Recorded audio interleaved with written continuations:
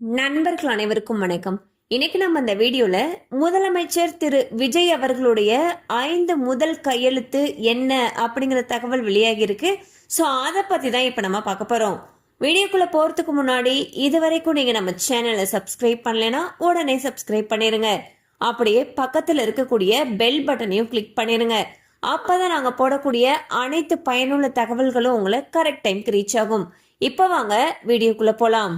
So தற்பொழுது தமிழக அரசியல்ல மிக பெரும் கட்சியாக உருவெடுத்திருக்கக்கூடிய விஜய் அவர்களுடைய தாவேகா கட்சி விரைவில் தமிழகத்துல ஆட்சி அமைக்கிறதுக்கு இருக்காங்க.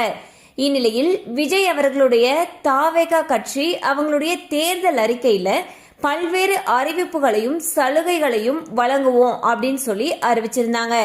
அந்த சலுகைகள் என்னென்ன அப்படிங்கறத இப்ப நம்ம பார்த்திடலாம். அந்த வகையில் டிவிகே கட்சி பாத்தீங்கன்னா அவங்களுடைய தேர்தல் அறிக்கையில பெண்களை கவரும் வகையில பலவிதமான திட்டங்களை அறிவிச்சிருந்தாங்க. அந்த வகையில குடும்ப தலைவிகளுக்கு மாதந்தோறும் 2500 ரூபாய் உதவித்தொகை வழங்கப்படும் சொல்லியிருந்தாங்க. அதுவே பெண்களுக்கு இலவச பேருந்து, அதாவது தமிழகம் முழுவதுமே இலவசமா பயணம் மேற்கொள்ளலாம்னு சொல்லி அறிவிச்சிருந்தாங்க. ஒரு வருஷத்துக்கு 6 இலவச கேஸ் சிலிண்டர் தரப்படும் சொல்லியிருந்தாங்க. அடுத்து மாணவர்களுக்கு ஒரு ஆண்டுக்கு கல்வி உதவித்தொகையாக 15,000 ரூபாய் வரை வழங்கப்படும் சொல்லியிருந்தாங்க. முதியவர்களுக்கான ஓய்வூதியம் 3,000 ரூபாய் வழங்கப்படும் சொல்லியிருந்தாங்க. அடுத்து 200 யூனிட் இலவச மின்சாரம் வழங்கப்படும் சொல்லியிருந்தாங்க. பெண்கள் பாதுகாப்பு படையில இருக்கிறவங்களுக்கு வட்டியில்லா கடனாக 5 லட்சம் ரூபாய் வரைக்கும் வழங்கப்படும் சொல்லியிருந்தாங்க.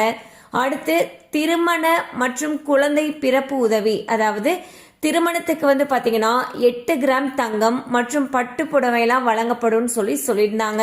சோ இவங்களுடைய தேர்தல் அறிக்கையில பாத்தீங்கன்னா பெண்கள், முதியவர்கள், இளைஞர்களை கவரும் வகையில் பலவிதமான திட்டங்கள் இருந்துச்சு. அந்த வகையில விஜய் அவர்கள் முதல்வராக பதவியேற்றவுடன் முதல் கையெழுத்தா மகளிருக்கான உரிமை தொகை, மகளிருக்கு தமிழகம் முழுவதும் இலவச பேருந்து பயணம், விவசாய கடன் தள்ளுபடி மற்றும் வேலையில்லா பட்டதாரிகளுக்கு உதவித்தொகை போன்ற கோப்புகள்ல கையெழுத்திடுவார் என்று எதிர்பார்க்கப்படுகிறது. கண்டிப்பா அந்த அப்டேட் உங்களுக்கு பயனுள்ளதா இருந்திருக்கும் நம்புறோம். மேலும் இது போல அப்டேட்ஸ் உங்களை உடனே ரீச் ஆகணும்னு நினைச்சீங்கன்னா நம்ம சேனலோட தொடர்ந்து இணைந்திருங்கள். தேங்க்யூ ஃபார் வாட்சிங்.